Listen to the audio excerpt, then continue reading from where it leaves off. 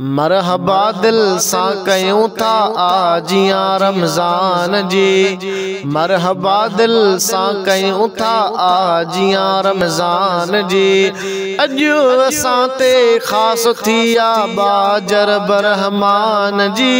मरहबा दिल सां कयूं था आजियां रमज़ान जी। मरहबा दिल सां कयूं था आजियां रमज़ान जी। अॼु असां ते ख़ासि थी बाजर बरहमान जी। मरहबा दिल सां कयूं था आजियां रमज़ान जी। रहमतन ऐं बरकतन जा ॾींहं प्यारा विया अचे। रहमतन ऐं बरकतन जा ॾींहं प्यारा विया अचे।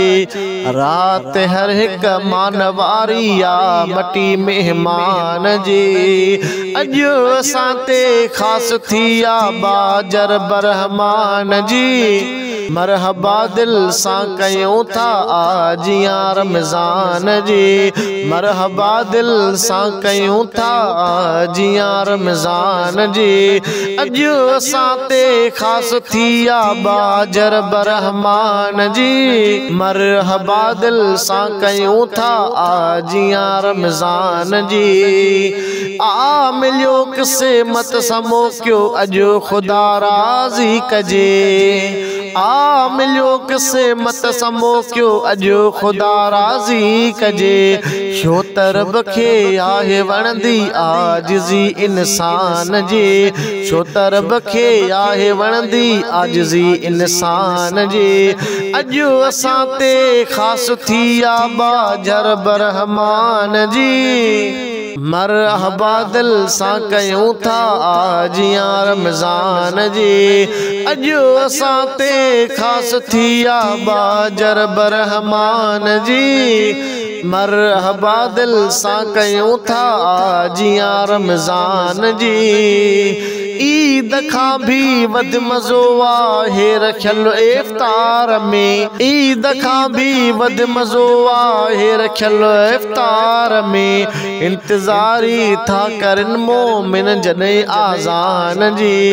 इंतज़ारी था करन मोमिन जॾहिं आज़ान जी। अॼु असां ते ख़ासि थी बाजर बरहमान जी।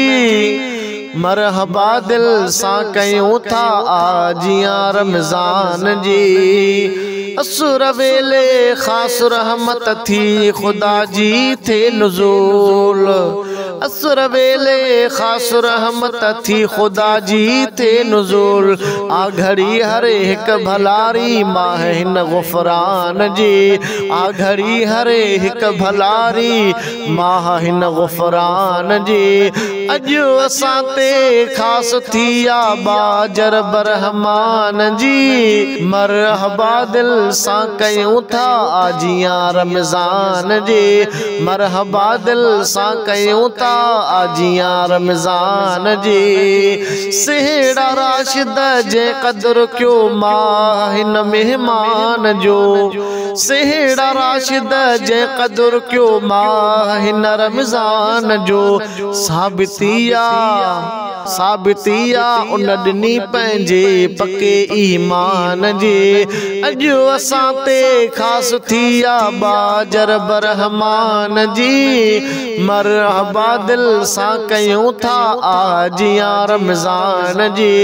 मरहबा दिल सां कयूं था आजियां रमज़ान जी। अॼु असां ते ख़ासि थी बाजर बरहमान जी। मरहबा दिल सां कयूं था आजियां रमज़ान जी।